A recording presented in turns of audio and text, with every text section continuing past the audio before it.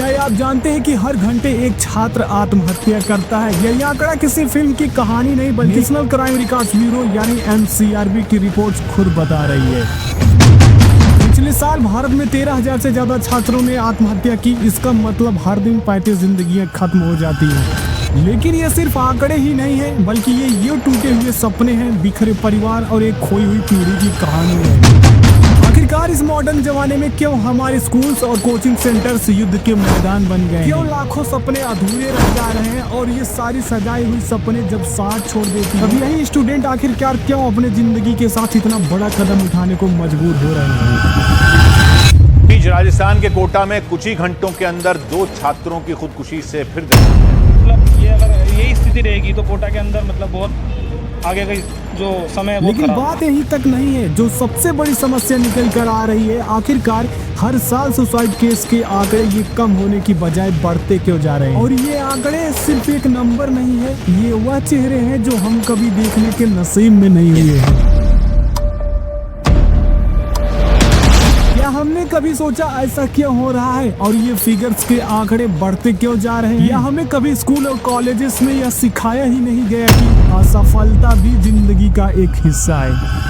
तो फ्रेंड्स, चलिए हम जानते हैं कि इन सब के पीछे जो फैक्टर्स काम कर रही हैं, क्या यह सिर्फ करियर को लेकर प्रेशर है या इसके पीछे कोई गहरी सामाजिक मानसिक जड़ें हैं? तो जहां आज की इस वीडियो में हम इन सब मुद्दे को डिकोड करेंगे और जहां यह सिर्फ डेटा और तथ्यों से नहीं बल्कि उन असली कहानियों से भरा होगा जिन्हें सुनकर आप चौंक जाने वाले हो।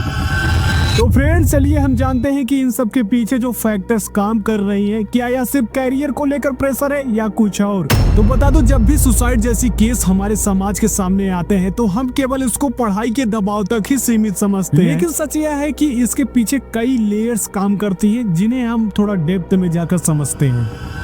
अगर इन प्रॉब्लम्स के पहले रूट्स पे चर्चा करूं तो वह है एकेडमिक प्रेशर। हमारे देश में शिक्षा को सिर्फ रैंक और मार्क्स तक ही सीमित कर दिया है। यानी बच्चों को पहले 90% लाने का दबाव, फिर जी नीट जैसे एग्जाम्स को क्रैक करने का, फिर उसके बाद टॉप कॉलेजेस में एडमिशन पाने का। यानी जहां कोटा जैसे शहर इसका सबसे बड़ा उदाहरण है, जहां हर साल दर्जनों छात्र पढ़ाई के दबाव से अपनी जान दे देते हैं। अगर वहीं इस प्रॉब्लम की दूसरी रूट्स की बात करूँ तो पारिवारिक उम्मीदें।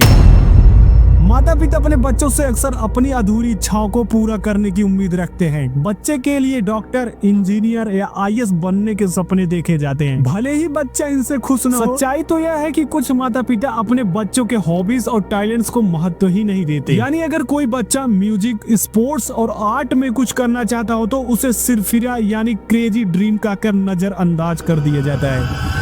लेकिन अगर वहीं इस प्रॉब्लम के थर्ड रूट्स पर आऊं तो वह है मानसिक स्वास्थ्य समस्याएं यानी मेंटल हेल्थ इशू।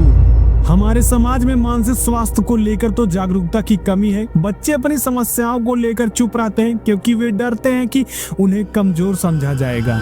यानी डिप्रेशन, स्ट्रेस और एंजाइटी जैसी समस्याएं हमारे समाज में आम है, लेकिन उन्हें समझने और इलाज कराने को सामाजिक शर्म का कारण माना जाता है। लेकिन इसी में एक आंकड़ा है एनसीआरबी के अनुसार, यानी उसका कहना है कि 90% केवल छात्र मानसिक स्वास्थ्य की समस्याओं के कारण सुसाइड करते हैं। लेकिन अगर मैं इसके चौथे रूट्स पर बात करूं तो वह है सोशल मीडिया प्रेशर। यानी जहां आज के दौर में सोशल मीडिया बच्चों पर एक अलग ही दबाव डालता है। किसी की लाइफ परफेक्ट दिखती है और अपनी इतनी बुरी क्यों? उसके पास इतना अच्छा फोन है, मेरे पास क्यों नहीं? जहां ये कंपैरिजन बच्चों को सोचने पर यह मजबूर कर देती है कि वह किसी से इन्फीरियर। यानी अगर इसके एग्जांपल में देखूं तो इंस्टाग्राम पर लाइक्स और फॉलोअर्स का दबाव कई बच्चों के सेल्फ कॉन्फिडेंस को बुरी तरह से प्रभावित करता है।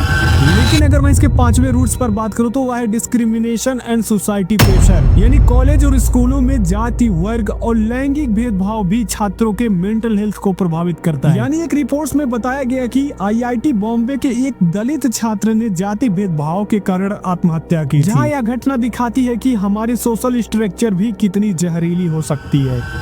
जहां इन 5 रीजंस को देखकर यह क्लियर होता है कि आत्महत्या की समस्या सिर्फ एक व्यक्तिगत मामला नहीं है, बल्कि हमारी एजुकेशन सिस्टम, फैमिली आउटलुक और सोशल स्ट्रक्चर की गहरी खामियों को भी दिखाती है। जहां यह मुद्दा केवल स्टूडेंट का नहीं है बल्कि पूरे सोसाइटी का है, इसलिए हमें इसे समझने और इसे हल करने के लिए हर स्तर पर काम करने की जरूरत है।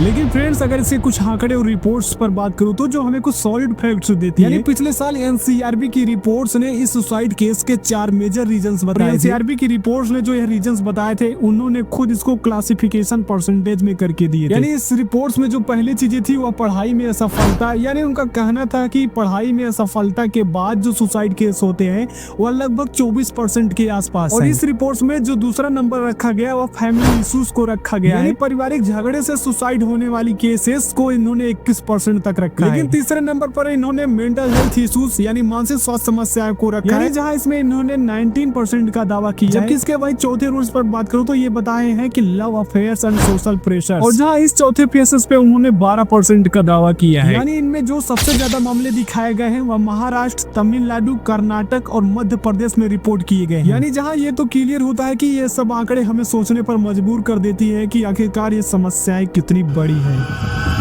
लेकिन अगर इसके वही असली कहानियों पर बात करूं तो जहां इस सुसाइड केसेस के ऐसे बहुत सारे मामले जो हमें सोचने पर मजबूर कर देगी। तो फिर जहां इस रियल घटना की अगर पहली कहानी की बात करूं तो वह है कोटा राजस्थान का, जो जेईई की तैयारी में कंटिन्यू चल रहा था, लेकिन परीक्षा में बार बार फेलियर का सामना देखने को मिल रहा था और आखिरकार में उसने अंत में सुसाइड का ही रास्ता चुना। लेकिन जब इस सुसाइड की उसकी जाँच पड़ताल हुई तो उस जाँच पड़ताल में एक नोट्स पाया गया और उस नोट्स में जो लिखा था वह दिल दहला देने वाली बातें थी। यानी प्लीज पापा, प्लीज मम्मी, मैंने आपके सपनों को पूरा नहीं किया, इसके लिए सॉरी। यानी ऐसी केसेस आपको सैकड़ों की रिकॉर्ड मिल जाएंगी जहां आपको सोचने पर मजबूर कर देगी। लेकिन वहीं दूसरी तरफ एक कहानियां यह भी दिखाती है कि यह सिर्फ आंकड़ों तक सीमित नहीं है बल्कि हमारे पूरे समाज का हिस्सा है। लेकिन अगर वहीं दूसरी तरफ देखा जाए, यानी जो ये सुसाइड जैसी केसेस के पीछे जो फैक्टर्स काम कर रही हैं, आखिरकार इस पे एक्सपर्ट ओपिनियन लोगों का क्या कहना है। यानी वहीं मेंटल हेल्थ के क्षेत्र में काम करने वाले एक्सपर्ट लोगों का कहना है कि स्कूलों और कॉलेजेस में काउंसलिंग की सुविधा नहीं है, छात्रों के पास अपनी समस्याएं बताने के लिए कोई नहीं होता, जो एक सबसे बड़ा कारण है। लेकिन अगर वहीं दूसरे पक्ष में जाओ तो यानी जो एक्सपर्ट एजुकेटर्स हैं उनका कहना है कि हमारी एजुकेशन सिस्टम में मार्क्स और रैंक को ज्यादा महत्व दिया जाता है, लेकिन असली सफलता तो स्किल्स और इंटरेस्ट पर निर्भर करती है। और उन्होंने यह भी स्पष्ट किया है कि इस मुद्दे पर तुरंत ध्यान देने की बहुत जल्द जरूरत है। लेकिन ये सब तो ठीक है, आखिरकार इस बढ़ते आंकड़े को सलूशन क्या हो सकता है, इसको कैसे रोका जा सकता है हमारे समाज में। अगर वहीं इस घटना पर हम सलूशन की बात करूं तो ऐसे कुछ पॉइंट्स हैं जिसको तो हम पूरी तरह से तो नहीं खत्म कर सकते हैं, लेकिन हर साल बढ़ते आंकड़े को हम कुछ जरूर कम कर सकते हैं। तो अगर बात करूं इसके सलूशन की पहली पॉइंट्स पर तो वह है मानसिक स्वास्थ्य पर ध्यान। हर स्कूल में, कॉलेज में काउंसलिंग सेल्स होनी चाहिए जिससे बच्चे को आसानी से समझ आ सके। और वहीं दूसरी तरफ जो सबसे बड़ा एक्सेप्ट निकल के आता है, यानी माता पिता और टीचर्स को छात्रों की बातें सुननी जरूर चाहिए। लेकिन इस सॉल्यूशन की अगर दूसरी पॉइंट बात करूं तो वह है एजुकेशन सिस्टम में बदलाव, यानी बच्चों के आने वाले रिजल्ट्स के बजाय उनके प्रैक्टिकल स्किल्स और इंटरेस्ट को महत्व दिया जाए और छात्रों पर अनावश्यक दबाव को सबसे ज्यादा कम करें। लेकिन अगर वही सॉल्यूशन की तीसरी पॉइंट पर बात करूं तो वह है पारिवारिक सपोर्ट, यानी माता पिता अपने बच्चों की ड्रीम्स को समझे और उनकी पूरी तरह से सपोर्ट करें। लेकिन अगर इसके वही चौथी पॉइंट्स पर आओ तो वह है सोशल मीडिया पर जागरूकता। हर स्टूडेंट को यह सिखाया जाए कि सोशल मीडिया की कंपैरिजन से काफी दूर रहें। यानी जहां इन 4 पॉइंट्स को फॉलो किया जाए तो इस आधार पर हम हर साल हजारों जिंदगियां बचा ही सकते हैं। दोस्तों मैं वीडियो के लास्ट में यही कहना चाहूंगा कि यह समस्या हर घर की है। अगर आप एक स्टूडेंट हैं तो आप याद रखें कि एक परीक्षा या एक असफलता ही आपका जीवन परिभाषित नहीं करती। अगर आप माता पिता हैं तो मैं यही कहना चाहूंगा कि आप अपने बच्चों से बात करें, उनकी ड्रीम्स को समझें। और अगर आप एक टीचर हैं तो आपसे यही कहना चाहूंगा कि हर बच्चा अलग होता है और यह परिवर्तन जागरूकता से ही आता है। तो दोस्तों अगर आप या आपके आसपास कोई ऐसे सिचुएशन में हो तो याद रखें कि यार सुसाइड एक सोल्यूशन नहीं है। पास हमेशा एक रास्ता होता है। अपने इमोशंस को समझें, अपने डाउट्स को डिस्कस करें और अपने साथ हो रही स्ट्रगल्स को जिया करो यार। जिंदगी हर किसी के लिए जरूरी है। तो फ्रेंड्स अगर आपको यह वीडियो इम्पैक्टफुल लगा हो तो प्लीज इसे शेयर करें ताकि और लोग इस इश्यूज को समझ सकें। और अगर आपको लगता है कि आपको मदद की जरूरत है तो किसी से बात करें क्योंकि आप अकेला नहीं हैं। तो फ्रेंड्स अब तक जुड़े रहने के लिए आप सबको धन्यवाद और मिलते हैं फिर से नेक्स्ट वीडियो में। तब तक के लिए आप सबको बाय बाय।